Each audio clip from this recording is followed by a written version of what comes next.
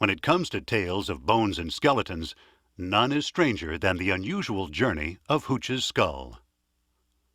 It was Easter Sunday, 1908, here in Skidoo, when a resident of the community, a gentleman by the name of Joe Hooch Simpson, discovered that he was acutely short of money. Simpson's resume is an interesting one. It shows that he was an extreme heavy drinker, reportedly was a pimp, and to reward his lifestyle was suffering from the incurable disease syphilis. To secure the money he needed, he ventured into the Skidoo trading post. He pulled out his pistol and held the bank up and demanded $20.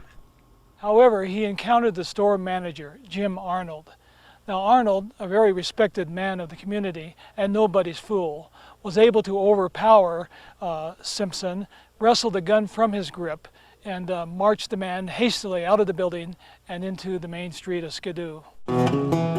Simpson retired to his quarters behind the Gold Seal Saloon and attempted to sleep off his problem, the failure to secure the money that he needed.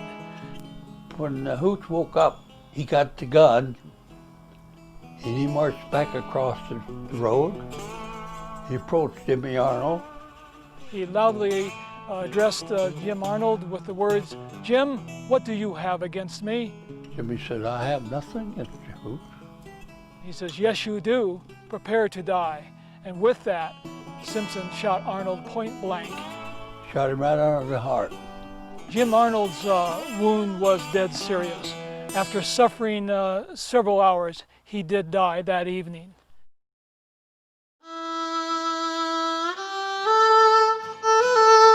His funeral was held 2 days later. At the services, people heard some flowery words spoken for their departed brethren. The following day, Wednesday, and Wednesday evening to be exact, some 50 masked Skidoovians marched down Main Street here in Skidoo. So they hung Hooch to the only telephone pole in town.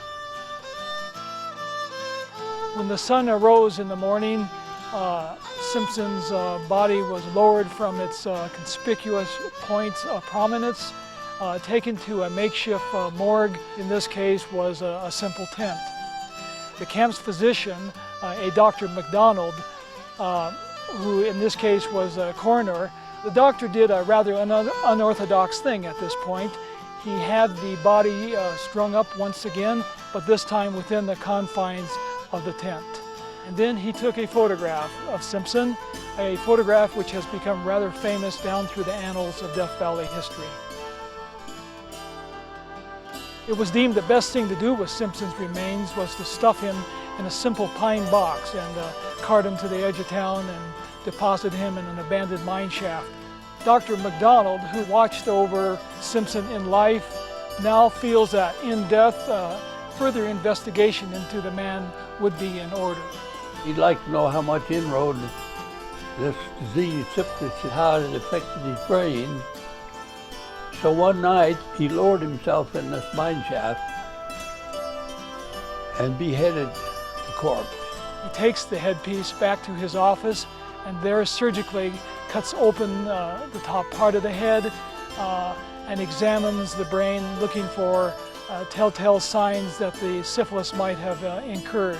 And thereupon the doctor placed the head on a hill of hungry red ants who obligingly ate away the flesh. That process took a couple of days. To complete the project in total, the doctor boils the skull, the headpiece, for a couple of days to remove any remaining fragments of skin. Dr. MacDonald had a two-room cabin. He had a trapdoor. So he took Hooch's skull and he put it in a sample bag and he attached it to the bottom of this trapdoor. Skidoo came to an end, eventually became a ghost town.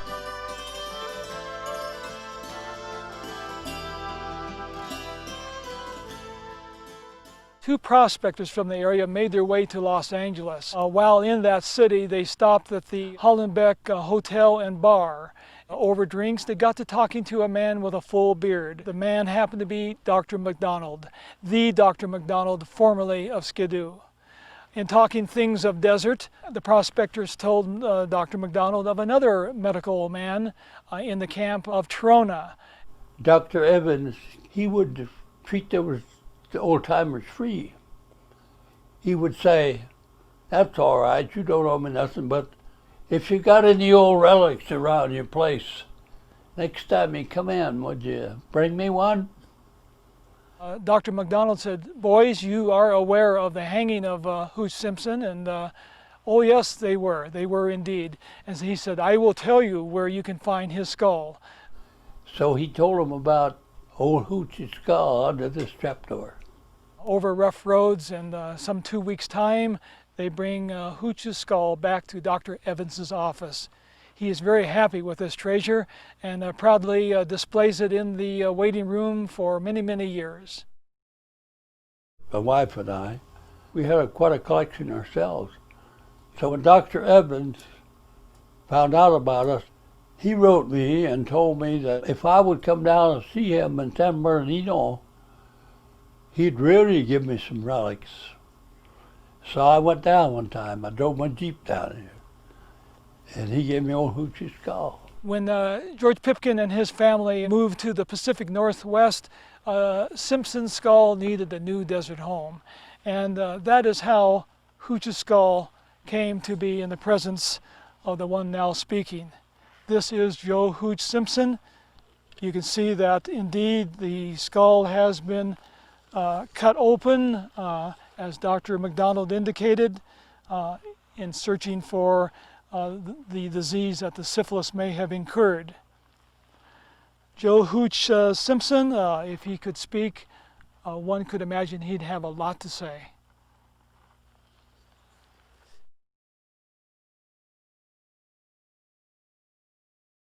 One would think that Joe Hooch Simpson's career was over at this point, but it was not. He had much traveling to go. Over in Rhyolite, Nevada, a mining camp to the east of Death Valley, some of Hooch's friends in the red light district had heard that he had been killed and that the body had been mismanaged. Skidoo Babe and another gal who worked the line feels a proper burial was the right thing to do. And so they hire a man, a wagon, a team of horses, and go across Death Valley here to Skidoo and retrieve the body. They were probably rather surprised to find that the body was without a head. However, the body was wrapped in a canvas bag, placed on the wagon, and back to Rhyolite by way of Death Valley they headed. In the valley, they encountered some very hot May weather, and somewhere along the way, the stench from the canvas bag proved overpowering to the women's sentiments, and the mission had to be abandoned. Hooch's remains were covered with a few spades of sand, and should one happen to see a headless ghost trooping across Death Valley some night, you might make note.